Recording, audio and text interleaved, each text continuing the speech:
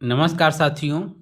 भूगोल में आज का टॉपिक है प्रायद्वीपीय भारत का पठार भाग 2। इसके पहले हम लोगों ने पिछली वीडियो में प्रायद्वीपीय भाग के कुछ भाग को पढ़ा है। आज उसी के आगे देखेंगे। यदि आपने वो वीडियो नहीं देखा है तो पहले वाली वीडियो एक बार ज़रूर देख लीजिए।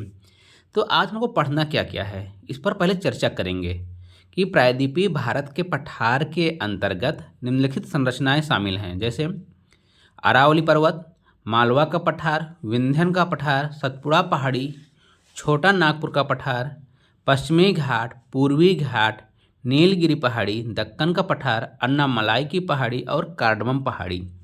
ये जितने हैं आपके 11 पॉइंट, इनको पढ़ना है, ठीक है। तो ये देखिए आपका मैप है। तो हम लोग को पढ़ना क्या है आज का, छोटा नागपुर का पठार। ये छोटा नागपुर का पठार है कहाँ पास, तो देखिए जो छोटा नागपुर का पठार है, छोटा नागपुर का पठार यहाँ पास है। छोटा नागपुर का पठार झारखंड और पश्चिम बंगाल राज्य में पड़ता है, ठीक है। तो यहाँ से याद रखेंगे छोटा नागपुर का पठार कहाँ पड़ता है, झारखंड में, ठीक। आइए उससे संबंधित कुछ फैक्ट देखते हैं। तो छोटा नागपुर का पठार झारखंड एवं पश्चिम बंगाल राज्य में विस्तृत है। छोटा नागपुर पठार से दो प्रमुख नदियाँ दामोदर नदी और स्वर्ण रेखा नदी निकलती हैं। कौन सी नदी, दामोदर और स्वर्ण रेखा। ये देखिए एक ये दामोदर नदी निकल रही है, दूसरी स्वर्ण रेखा। ये दोनों नदियाँ दिखाई दे रही हैं आपको स्क्रीन पर, यही हैं दामोदर और स्वर्ण रेखा जो छोटा नागपुर के पठार से निकलती हैं।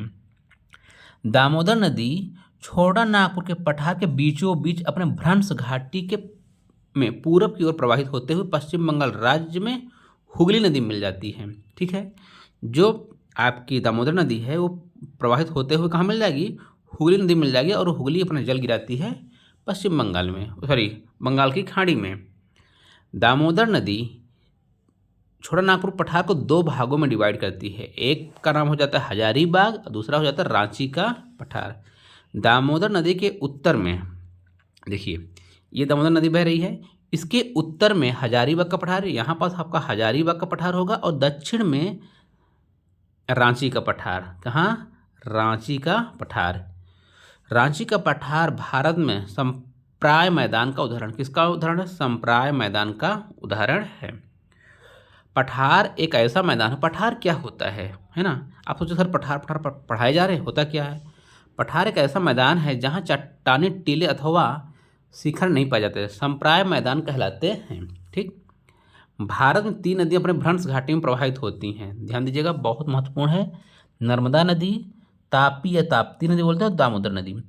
तो नर्मदा और तापी तो पश्चिम की ओर बहती हैं और दामोदर पूर्व की ओर बहती हैं। स्वर्ण रेखा नदी के तट पर झारखंड राज्य की राजधानी रांची स्थित। महत्वपूर्ण फैक्ट है कि रांची किस नदी के किनारे है, यानी किस तट पर है, तो वह स्वर्ण रेखा नदी के तट पर है। स्वर्ण रेखा नदी पूरब की ओर प्रवाहित होते हुए बंगाल की खाड़ी में अपना जल गिरा देती है। छोटा नागपुर पठार भारत में खनिज संपदा की दृष्टि से बहुत ही समृद्ध है। यहाँ से लोहा है ना, कोयला, यहाँ से लोहा, कोयला, यहाँ से लोहा, कोयला, यूरेनियम आदि खनिज प्राप्त होते हैं। भारत में यूरेनियम प्राप्त होता है और छोटा नागपुर पठार के अंतर्गत जादूगोड़ा से। कभी कभी मिलाने को जाता है जादूगोड़ा का संबंध किससे है, तो यह है यूरेनियम से। कहाँ है, छोटा नागपुर के पठार में। खनिज संपदा की दृष्टि से समृद्ध होने के कारण इसको ही रूर प्रदेश कहा जाता है। किसको, छोटा नागपुर के पठार को रूर प्रदेश कहा जाता है। यह भी प्रश्न कई बार आ चुका है। रूर प्रदेश जर्मनी में है। जर्मनी में 2 नदियों रूर और राइन प्रवाहित होती हैं। इन नदियों के बीच को रूर प्रदेश कहते हैं। यहाँ खनिज संसाधनों का प्रचुर भंडार है, इसलिए यहाँ को ये बोला गया। छोटा नागपुर के पठार के उत्तर पूर्व में राजमहल की पहाड़ियाँ हैं। राजमहल पहाड़ी की अवस्थित मुख्य रूप से झारखंड राज्य में है, ठीक। तो ये रहा हमारा छोटा नागपुर का पठार। अब पढ़ेंगे मेघालय या शिलांग का पठार। देखिए ये हमारा जो भारत है, ये भारत है, और उसके बाद ये हमारा भारत हुआ, ये फिर ये यहाँ पर ये हमारा भारत, यहाँ यहाँ जो है शिलांग का पठार। किसका है, शिलांग का पठार। आप मैप की सहायता से आसानी से समझ सकते हैं, ठीक है। तो ये पूरा भारत रहा। फिर यहाँ पास बांग्लादेश है, यहाँ पास फिर हमारा आता है, तो ये आ जाता है मेघालय। मेघालय में है शिलांग का पठार।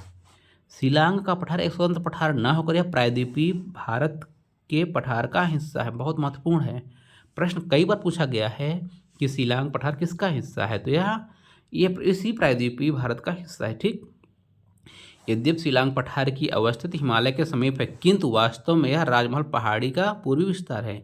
जो राजमहल पहाड़ी, यह भी क्या है, प्रायद्वीपीय पठार का भाग है, उसी का यह विस्तार है, ना कि यहाँ यह है तो हिमालय के पास में, ये हिमालय का भाग नहीं है। जलोढ़ निक्षेप, जब नदियाँ पहाड़ी क्षेत्र को काटकर मैदानी क्षेत्र में अवसादों को पाट देती हैं तो इसे जलोढ़ निक्षेप कहते हैं। देखिए, जो शिलांग पठार है, यहाँ की महत्वपूर्ण 5 पहाड़ियाँ, गारो खासी जयंतियाँ, मिकिर और रेगमा, ये महत्वपूर्ण यहाँ की 5 पहाड़ियाँ हैं। ठीक, शिलांग पठार के अंतर्गत शामिल गारो खासी जयंतियाँ पहाड़ियाँ मेघालय राज्य में स्थित हैं और मिकिर और रेगमा पहाड़ी असम राज्य में स्थित हैं।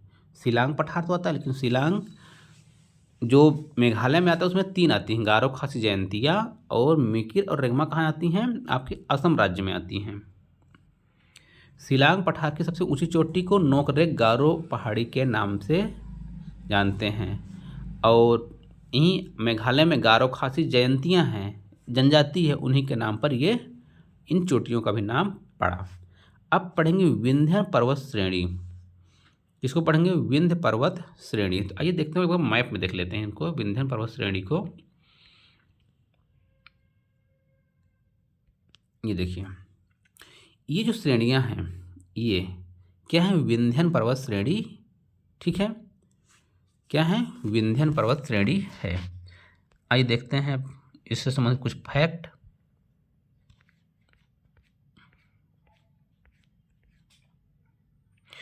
तो विंध्य पर्वत श्रेणी मालवा पठार के दक्षिण में स्थित है। विंध्य पर्वत श्रेणी का विस्तार मध्य प्रदेश राज्य में है। विंध्य पर्वत को पूरब में भांडेर की पहाड़ी और कैमूर की पहाड़ी के नाम से जाना जाता है। विंध्य पर्वत श्रेणी के दक्षिण में नर्मदा भ्रंश घाटी स्थित है। कौन सी है, नर्मदा भ्रंश घाटी। नर्मदा भ्रंश घाटी के दक्षिण में कौन है, सतपुड़ा, और सतपुड़ा के दक्षिण में क्या है, तापी भ्रंश घाटी। अगला है हमारा सतपुड़ा पर्वत। ये देखते हैं सतपुड़ा पर्वत को एक बार थोड़ा मानचित्र पर। ये जो है ये हमारा क्या है, सतपुड़ा पर्वत है। इसके उत्तर में नर्मदा नदी और दक्षिण में है आपकी तापी नदी। ये दोनों नदियाँ खंभात की खाड़ी में अपना जल गिराती हैं।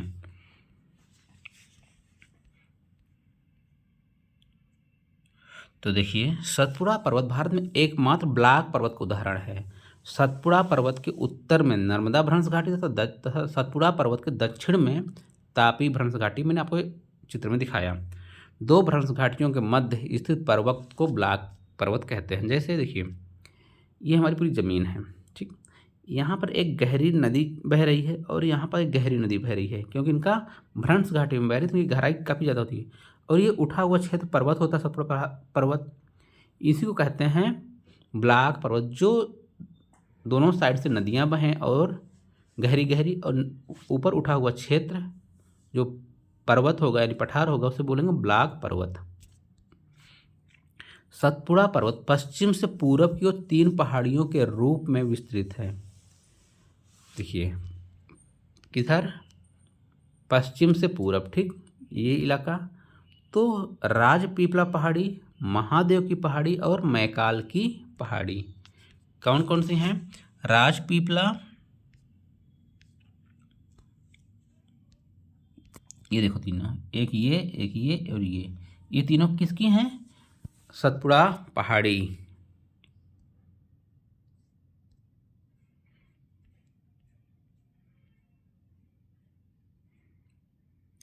राजपीपला सतपुड़ा पर्वत की सबसे पश्चिमी पहाड़ी है।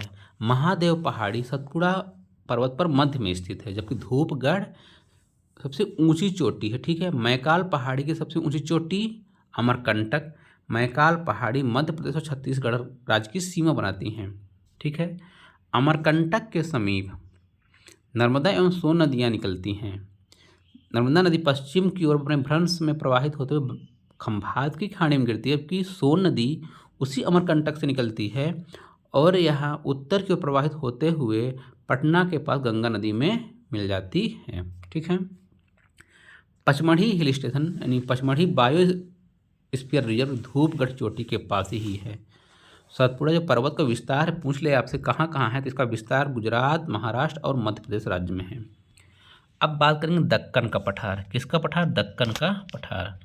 ये देखते हैं दक्कन का पठार कहाँ है मैप में। ये है आपका दक्कन का पठार, जो गोल गोल दिख रहा है बड़ा सा, ये है दक्कन का पठार। दक्कन के पठार का अवस्थित सतपुड़ा पर्वत पश्चिमी घाट एवं पूर्वी घाट के मध्य में स्थित है। जो ये दक्कन पठार, ये दक्कन पठार यहाँ पास है ये। ठीक। दक्कन पठार मुख्य रूप से दक्कन ट्रैप की चट्टानों से बना हुआ है। ठीक। दक्कन पठार के अंतर्गत निम्नलिखित संरचनाओं को शामिल किया जा सकता है। हरिश्चंद्र पहाड़ी महाराष्ट्र में, बालाघाट पहाड़ी महाराष्ट्र में, अजंता पहाड़ी महाराष्ट्र में और गविलगढ़ पहाड़ी महाराष्ट्र में। दक्कन पठार के अंतर्गत ही दंडकारण्य का पठार है। दंडकारण्य के पठार का विस्तार मुख्य रूप से छत्तीसगढ़ और उड़ीसा राज्य में स्थित है। दंडकारण्य के पठार के अंतर्गत ही बस्तर का पठार स्थित है। दंडकारण्य पठार के दक्षिण में स्थित है। भारत में टिन का एकमात्र भंडार बस्तर पठार में स्थित है। ये आपको मैं एक बार मैप में दिखा देता हूँ। दंडकारण्य का पठार ये, ठीक, ये इलाका।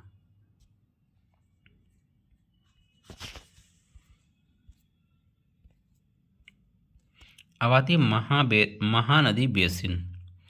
आज का लास्ट टॉपिक है महानदी। महानदी बेसिन छत्तीसगढ़ राज्य में दंडकारण्य पठार के उत्तर में तथा छोटा नागपुर पठार के मध्य में स्थित है। महानदी बेसिन क्षेत्र धान के उत्पादन के लिए अत्यंत महत्वपूर्ण है। उत्तर प्रदेश में धान का कटोरा चंदौली को कहा जाता है। ठीक।